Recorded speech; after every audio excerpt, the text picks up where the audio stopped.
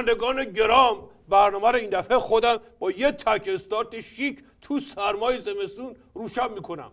گرم که شد میسپارم دست این مجری شما. دکتر قبلش آب و روغن رو چک کرده باشین، شاید لازم باشه ماشین استراتژی نظام رو با هول روشن کنید. اونش با من لازم نیست توضیح بدی.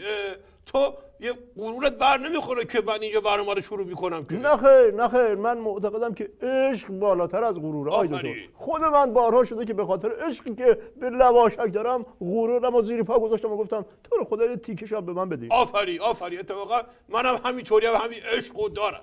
عرضم به خدمت شما که برنامه رو خازانه و فروتنانه با تشکر از مرحوم ابوی شروع میکنم که یه دستگل استراتژیکی اینجوری تحویل جامعه دادن که مسائل استراتژیک رو با سرانگشت تدبیر و دانش و بینش راهبردی خودش اگه بتونه حل و فصل میکنه. و اما سوال اول، چرا مقام عظما که مدتیه تو مورد مهمترین مسائل نظام تو سکوت غمناکی بودن، حالا هم که به صحنه بودن بحث 9 دی رو مطرح میکنن؟ این چرا واقعا؟ چرا؟ جوابشو 2-3 جور میشه داد به این سوال. یکی همین که این ساده کوچیکه لاریجانی مارمولک، آره همونی که اون داده که خب همه چی رو لو داد و ریخ بیرون و گفت بحث فتنس و کابوس قیام و دشمنای نظام و برانداز و اینا. یکی هم جواب شیک و عاقلانه و استراتژیکی که کوچیک آقایان از دست ما برمیاد، چه کنیم دیگه، ما کسی نبودیم، تشویق دوستان ما رو به اینجا رسونده. دکتر بالاخره جواب شما چی شد؟ یادم رفت جواب درست و درمون استراتژیکی رو که خب نمیشه تو برنامه همینجوری علنی گفت. دکتر سربسته بگید. نگاه کنی من خیلی سربسته میخوام بگم. بحث فتنه باید پروندهش همیشه باز باشه. چرا عظما نمیتونه ببندتش؟ چون باید بذاره دم و دستگاه حاجی رفسنجانی و شیخ فجی رو جمع کنه دیگه. اینم یعنی چاقو بزنه به هندونه رسیده، همینجوری تا تهش چاک میخوره و جل میخوره. پشتش هم فتنه است و همون وزاریاتی که میدونی با دشمنای نظام و براندازه و حرفا. اگرم نبنده همین وزاریاتیه که الان داریم. آره الان خیلی وزاریات داره. شما کدومشو میگی؟ بابا هیچی دیگه، همین که عین پینگ پونگ هر کی میزنه تو سر طرف مقابل اونم برمیگرده تو سر این میزنه. پور محمدی به صادق لاریجانی، کریمی قدوسی به ظریف، از سخنگوی وزارت خارجه به کریمی قدوسی. خلاصه از یه طرف حاجی رفسنجانی دم و دستگاهش، از اون طرف عظما بالعکس تو سر کله هم دیگه میزنن. چجور؟ مرحوم ابوی همیشه میفهموندن بزن بهادر، عرض میکردم بله میفهموندن که کشاورزه رفت به همسایش گفتش که خیلی ببخشید خروس من اومد تو باغچه شما سبزیاتون رو خورد. همسایه گفت نه اشکالی نداره، اتفاقا سگ منم خروس شما رو خورد.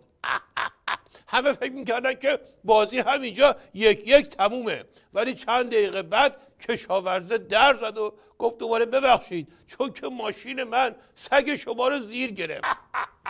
داستان همینجوری ادامه داره. ولی اینها که تو سر کله هم میزنن که کل نظام رو ضایع میکنن، کشتی نظام رو سوراخ میکنن. آی باری کلا به این مجری چیز فهم. ببین چقدر نشتی استراتژیکی از ما بوده به مجری، ولی قضیه از سوراخ کشتی گذشته، قضیهش نقدتره. مرحوم ابوی همیشه میفهموندن بزن بهادر، عرض میکردم بله میفهموندن که تو سرپایینی اتوبوس یه مرتبه راه افتاد، یه نفرم پشتش بودو که بهش برسه. مسافرها مسخره میکردن، میگفتن خودتو خسته نکن، تو که نمیتونی به اتوبوس که به این سرعت داره تو سرپایینی میره برسی. طرف گفتش که دعا کنی برسم چون من راننده اتوبوسم. روشن شد یا همچین بزنم که بری برسی به اتوبوس جلو هم بزنی. فهمیدم آقای دکتر، بسیجی هم فهمیدن که اونی که تو سرپایینی دنبال اتوبوس نظام میدوه که تو دره نیفته مقام عظما طفلیه. ولی بالاخره یه فرق بین حرفای دو طرف با هم هست دیگه آقای دکتر. آره ولی ربطی به داستان اون اتوبوسی که بهت گفتم دیگه نداره. این فرقا زیر اون بحث سرپایینی و این حرفاست. مرحوم ابوی همیشه میفهموندن بزن بهادر، عرض میکردم بله میفهموندن به مشنگه گفتن گاو بهتره یا گوسفند. خلاصه فرق این دوتا جناح چیه؟ گفت خب معلومه که گاو. گفتن چرا؟ گفتن که چون گاو وقتی میخواد بره اون طرف جاده یه نگاه میکنه به راست، یه نگاه میکنه به چپ، بعد با طمأنینه میره اون طرف. اما گوسفند عین گاو سرش میندازه و همینجوری رد میشه.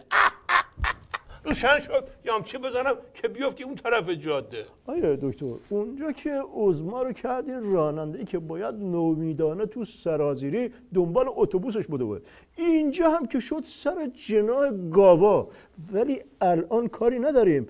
می‌نویسم به حساب تا آخر برنامه حسابتون رو برسم. من میرم سراغ مطلب بعدی. نظرتون در مورد جنجال ابراز پشیمانی تکان دهنده ظریف در مجلس که بعد از تکذیب وزارت خارجه نهایتاً با ویدیو چک و آبروریزی مجدد ظریف حل شد چی است؟ ظریف گفت اعتراف میکنم که اشتباه بزرگی کردم. این اعتراف یه جفت پوچ باخت توسری به برجام نیست آیه دکتر؟ نه بابا تو هم گرفتی ما رو. توسری برجام که خیلی وقت خورده.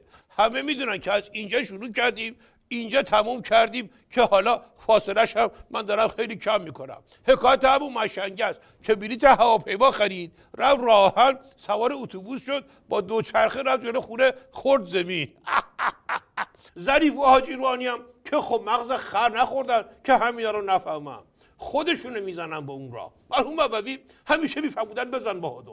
عرض میکردم بله، میفهمودن که راننده چراغ قرمز رو رد کرد، افسر نگهش داشت، گفت مگه چراغ قرمز رو ندیدی؟ گفت جناب سروان چراغ رو دیدم شما رو ندیدم. روشن شد یا همچین بزنم که بری اون برای چراغ قرمز بیای پایین؟ دکتر الکی روشن نکنین. البته اینها هم درک و فهم درست حسابی ندارن. این چیزایی رو که شما میگی نمیفهمن اصلا. خب اون که بله، همین ظریف از شاگردای آخر کلاس استراتژی بود. یه حرفایی به گوشش میخورد ولی میرد مشهنگ بازی خودش رو در می آورد. درست و درمون نمیفهمید. مرحوم ابوی همیشه میفهمودن بزن بهادر. عرض میکردم بله، میفهمودن که مشهنگه بعد از کلی دوره کلاس آشپزی گفت من هنوز نفهمیدم شما چطوری زرشک پلو رو با مرغ میخوری. من یه بار به یه مرغی گفتم بیا با هم زرشک پلو بخوریم، اصلا متوجه نمیشد من چی میگم. بی خیال این زبون نفهمها. بیماری استراتژیکی نظام باید به دست طبیب حاذق استراتژیکی حل بشه. آره ولی هر دفعه از جلسه با مقام عظما میایم بیرون عین دکترا تو فیلم‌ها که از اتاق عمل میایم بیرون میگیم که تمام سعی خودمون رو کردیم اما متاسفانه دیگه کاری از دستمون بر نمیومد. دکتر بیشتر به این میخوره که بگین مریض خیلی سعی کرد زنده بمونه ولی ما موفق شدیم بکشیمش. اون دفعه بحث سگو باز کردین، این دفعه شد راننده اتوبوس در حال سقوط. الانم اومدین میگین که تو اتاق عمل من مرده. این صبر کن ببینم تو بالاخره میخوای من بحث بکنم یا اینجا زیپ دهنو بکشم هیچی نگم؟ 4 تا حرف میزنم که تو یه چیزی حالی داشتی. یه بحث